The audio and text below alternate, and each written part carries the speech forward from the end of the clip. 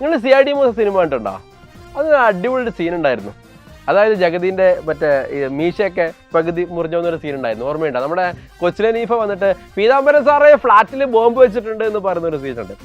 പീതാംബരൻ സാറേ ഇറങ്ങി വാ, ബോംബ് വെച്ചിട്ടുണ്ട്. എന്താ പീതാംബരൻ സാറേ ബോംബ് വെച്ചിട്ടുണ്ട്. അതിന് നമ്മുടെ ജഗതി ചേട്ടന്റെ പിന്നെ ഭാര്യയായിട്ട് അഭിനയിക്കുന്ന ബിന്ദു പണിക്കർ ചേച്ചിയുടെ ഒരു കഥാപാത്രമുണ്ട്. അപ്പൊ പുള്ളിക്കാരി മിക്സി എടുക്കുന്നു, കളിപ്പാട്ട് എടുക്കുന്നു, അതെടുക്കുന്നു, എന്തൊക്കെയോ സാധനങ്ങൾ വാരി വലിച്ചെടുക്കുന്നുണ്ട്. അപ്പൊ ജഗതി ചേട്ടൻ പറയുന്നുണ്ട്, നീ ആദ്യം ആ കുട്ടീനാണ് എടുക്കുക, അതിന് മറന്നു പോരുത്.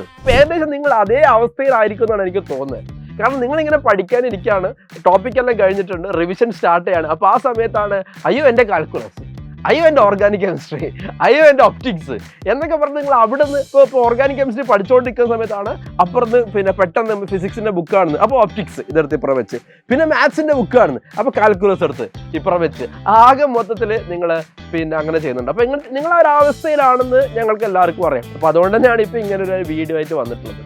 അപ്പോൾ ഇവിടെ ജഗതി ചേട്ടൻ പറഞ്ഞ കാര്യം മാത്രമേ നിങ്ങളുടെ അടുത്ത് എനിക്ക് പറയാനുള്ളൂ. അതായത് ആദ്യം സ്വന്തം കുട്ടീനെ എടുക്കുക, എന്നിട്ട് ബാക്കി സാധനങ്ങൾ എടുക്കുക.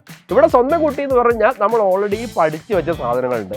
അത് ഈ സമയത്ത് നിങ്ങൾ അടിപൊളിയായിട്ട് എന്താക്കണം, റിവൈസ് ചെയ്യാണ് വേണ്ടത്. വെറുതെ പഠിക്കാത്ത സംഭവത്തിലേക്ക് ഇപ്പോൾ എന്താക്കരുത്, പോയി തല വെക്കരുത്.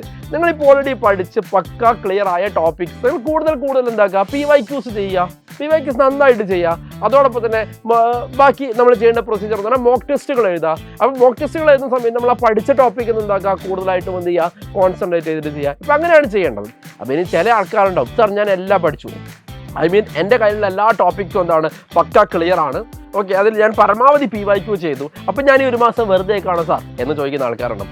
അങ്ങനെയുള്ള ആൾക്കാർ പുതിയ ടോപ്പിക്ക് അഥവാ പിക്ക് ചെയ്യുന്നുണ്ടെങ്കിൽ തന്നെ എവിടെ നിന്ന് പിക്ക് ചെയ്യണമെന്ന് വെച്ചാൽ ഏറ്റവും ഹൈ സ്കോറിംഗ് ആയിട്ടുള്ള ചാപ്റ്റർ ഉണ്ടാവുമല്ലോ, ഏറ്റവും കൂടുതൽ ക്വസ്റ്റ്യൻ ചോദിക്കുന്ന അല്ലേ, അതൊക്കെ നമ്മൾ ഏതൊക്കെയാണെന്ന് പറഞ്ഞു തന്നിട്ടുണ്ട്. ആ ചാപ്റ്റർ മാത്രം എന്ത് ചെയ്യുക, സെലക്ട് ചെയ്തെടുത്തിട്ട് അത് എന്താക്കുക, പഠിക്കാൻ വേണ്ടിയിട്ട് ശ്രമിക്കുക. കാരണം നമുക്ക് വേണ്ടത് മാക്സിമം സ്കോറാണ്, മനസ്സിലായില്ലേ? നമുക്ക് വേണ്ടത് മാക്സിമം പെർസെൻറ്റേജിലാണ്.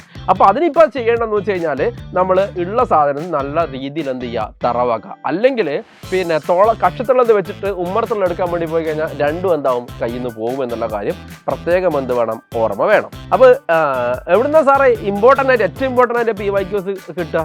അത് നമ്മളൊന്ന് LMRPയിൽ തരുന്നുണ്ട്.